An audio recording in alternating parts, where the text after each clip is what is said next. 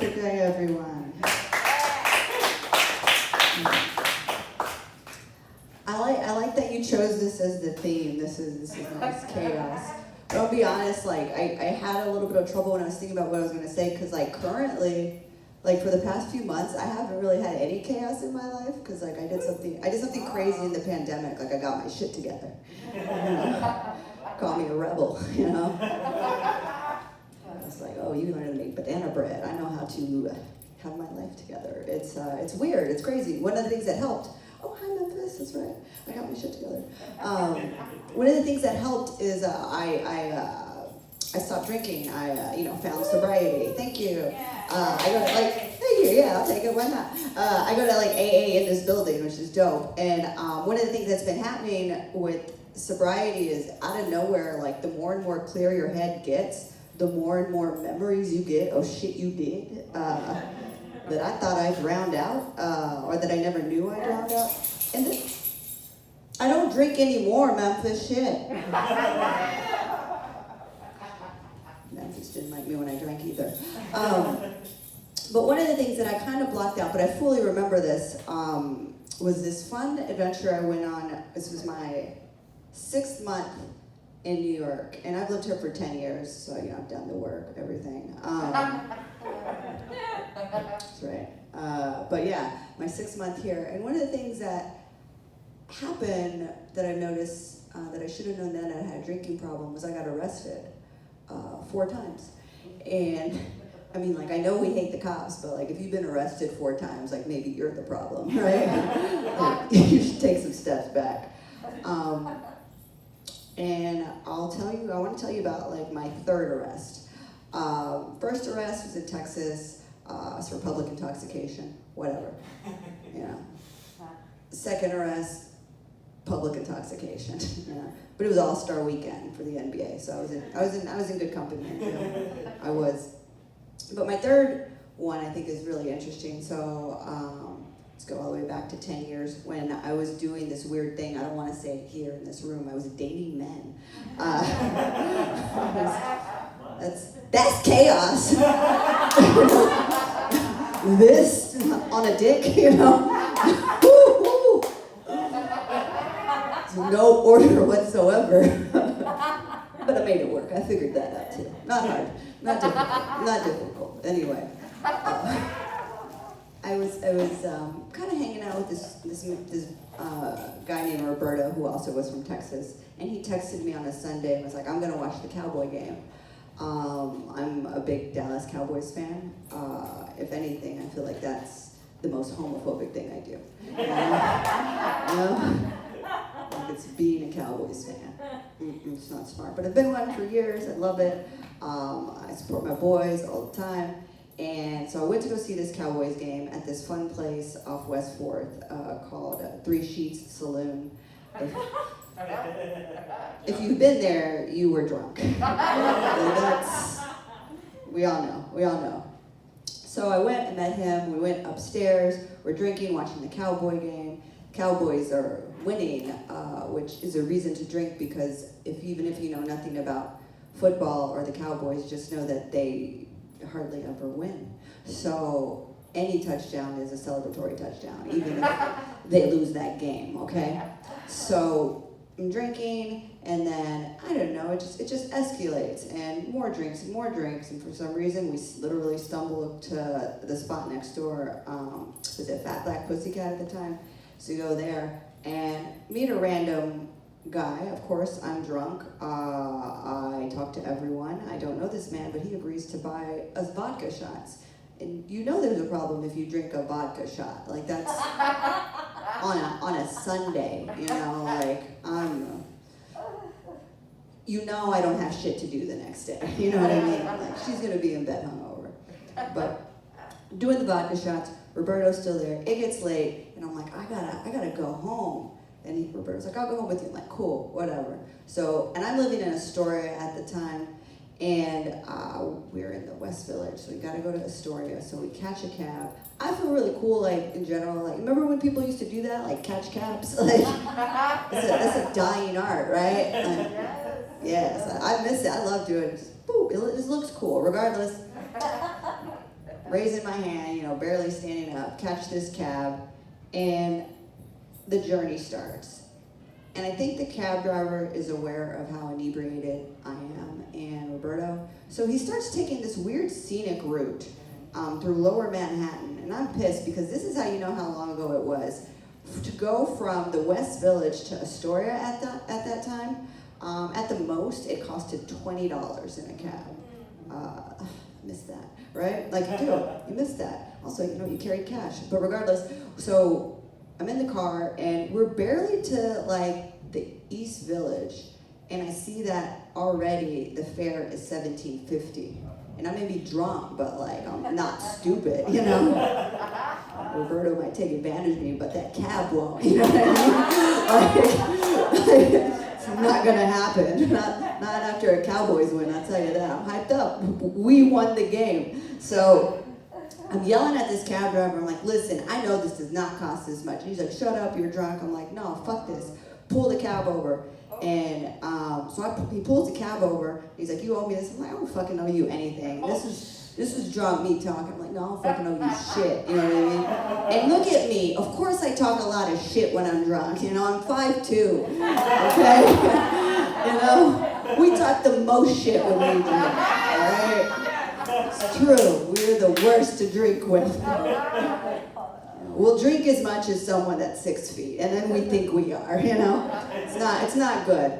But, so I'm like, fuck this, I'm not paying. So I hop out of the cab, I was like, oh, fuck you. And I walk out, and the cab driver gets out of the cab. He's like, you're gonna pay it? I was like, I ain't fucking paying it. And so I just walk away, and the cab driver pushes me, okay? And he pushes me into, like, this brick wall near a pizza spot. And I remember just, like, getting back from it and being like, what the fuck just happened? And I literally broke my face the year before in a bar fight. I got hit in the face with a bottle and like something chipped, and the doctor was like, you broke your face. You know what I mean? Like, pain isn't new to me, especially when I'm drunk. Walk it off. So I'm thrown against this wall. I'm like dazed. I definitely feel like the cartoon character where like the little birds are going around your head. You know what I mean? Like, I'm there, just like the adrenaline rush happens. Roberto, who I failed to mention, is actually over 6 feet tall and played college football, so he can talk shit. But usually guys like that, they don't, because they know what they can do. So anyway, he gets out of the cab and he kind of like grabs the cab driver and he pushes him against the wall and starts holding him, and he's like, what the fuck did you just do? But I don't pay attention to that. I get up and I'm like, I can't believe this guy just pushed me into this pizza place. What the fuck can I do to piss him off? So I walk to the cab. I open up the door. The keys are still in the ignition. Oh, no! I adjust the seat, put my foot on the brake, and I adjust it to drive, and I take off. There's a red light, so I paused. Put on my signal, because I was going to take a right. I'm also driving, I'm not an asshole. I let the pedestrians go. So I'm like, no, go ahead. I let them go, and I took a right. And then I took another right on the street that was right parallel to that. I couldn't tell you what street that was. And I'm like, I'm going to go back to Astoria. But you realize, I've only lived here 6 months. I don't know how to get to Astoria. So I drive a little further off, and then I just like parallel park the cab. I'm like, So I parallel park, which I'm going to say is I can parallel really well. Okay, that's one thing. New Yorkers cannot do that. That's how you know I'm not from here, because I can parallel park. All right. And so I parallel, and then I just stop the car. I turn it off. I adjust the seat back. God forbid I'm rude. And I get out of the car, and I just walk out, and I just throw the keys. Yeah,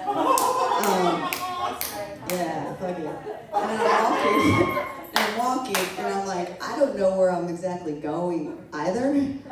So I walk, and I turn another corner, and then I turn back, and I'm right back, and Roberto's there, and the cab driver there, and there's like, probably like 2 officers there. And one of them runs up to me because some guy yelled, "That's the girl!" And so they run up to me, and a cop was like, "Hey, someone says they saw you drive that car. Did you drive that car?" I'm like, "No." No, I don't do that. Man, people here are say that they were witnesses to you driving that car. Did you drive that car? No. Ma'am, I'm going to ask you one more time. Did you drive that car? A little bit. A little bit. A little bit. A little bit. Just a tad bit. And he's like, and then for some reason he yells to his partner, he's like, yo, come here. Tell him what you did. And so I'm there and I was like, what? He was, listen, we gotta arrest you. And I'm like, it's not new to me, so right away I was like, all right. And then I'm like, isn't a female officer supposed to do this? He's like, oh, you're right. So he calls like, you gotta get to so-and-so. I think it was in the East Village, I know that much. And so he calls a couple more officers, and each one, he's like, what are y'all doing? Nothing. Hey, you may want to come down here. Come check this out. We're just waiting. It's just like, tell him what you did. Tell him what you did. You know what I mean? So they're just there and telling him. And then it's fun because like he starts bitching at the cab driver because he's like, why would you get out of your car? So they have to arrest me, of course. And I'm in the cop car. They take me to the same precinct where Roberto is, but we're they have them separated. It's just like, has anyone here been arrested? All right, cool. You were digging the story so much, I knew you were. You were like, and Louisiana? Of course, yeah. Yeah, all right, respect. So they take me to this precinct, and then they realize when they get there that they didn't fill out all the paperwork. So I'm sitting there, and they have to handcuff me. While they're handcuffing me, it hurt. He couldn't push my fingers down. It was like this weird excruciating pain. And I was like, sir, I'm in a lot of pain, and I had like a bruise right on my forehead from where I hit the wall. And he's like, are you okay? No, I'm not, clearly. Because of so many things. But he's like, we're gonna take you to the hospital. Okay, cool. Also I was like, I just didn't want to be in jail. So I'm like, yeah, take me to the hospital. So they take me to the hospital. They take me to the one right here on 14th. You know what I'm talking about? Union Square right there. That's not the best. But before I go in, they say, they're like, we need you to stand still. And I guess they have a protocol for whenever you're arrested, whenever you go in. So they took the handcuffs that I had, they handcuff them to your waist, and then they put handcuffs on your around your legs, and they put those together and they bring you in. And to give you context of what I was wearing, I was wearing this cute black sweater I got at Banana Republic, and colored jeans were in, so I had these purple, jeans. And you remember Hunger Games? The Katniss boot came out. That was a Steve Madden. I had the black pair. Dope. So I looked really cute, but I'm barely walking in. And then the nurse goes, oh my gosh, what did you do? And all I could think was, I murdered someone! She didn't like that response. But then they had to go handcuff me to the bed, and they have to do all these x-rays and check this. It was just really bruised really bad. There was a tiny little crack right here in my thumb. Just a deep contusion in my forehead. So they just gave me painkillers, they did some x-rays, and I remember the whole time thinking, I go, yeah, how much is this gonna be? Because I don't have my insurance card on me, But they did the thing, and then they had to release me. So I had to be there for 6 hours, but I had to be handcuffed to the bed, and then they had to have a police officer sit there with me the entire time, which good luck to him. So there's a cop there, I talk to him, I find out about his life. Next thing you know, he buys me a bagel and some juice, a very sweet guy. And then his shift ends and someone else shows up. I have to use the restroom, and I have to promise him that I won't hurt anyone if he puts me under the handcuffs. I'm like, dude, look at me. So eventually, they release me, and another cop is there, and it's finally another lady cop. And I was like, cool, look at us. She didn't like that. She was like, I heard you got a mouth on you. I was like, we don't have time,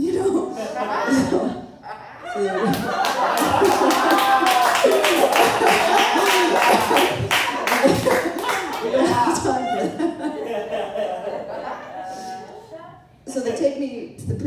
where, once again, someone reiterates to them that they didn't finish my paperwork. They eventually go, oh, it's somewhere else. So they put me in the car again, and they take me to one in the 30s, a precinct in the 30s, and I'm there, once again, don't have it together. So I have to go to another precinct. And eventually they bring me down to the one near, is it Center Street? The one near the jail, like over there. So they take me over there because I got arrested in Manhattan. So they get me there, they finally do the mug shot, and I will say this, that mug shot is better than any headshot I've ever done in my life.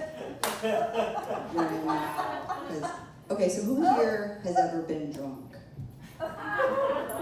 Look at you. So you know how like when you do your hair that night before and it's like dope, but then you wake up the next day and it's like on it? Yeah, it hit. That was a dope mug shot. Hey, what's up? It was such a good mug shot. Like I asked her like, can I have this? Miss, just go through.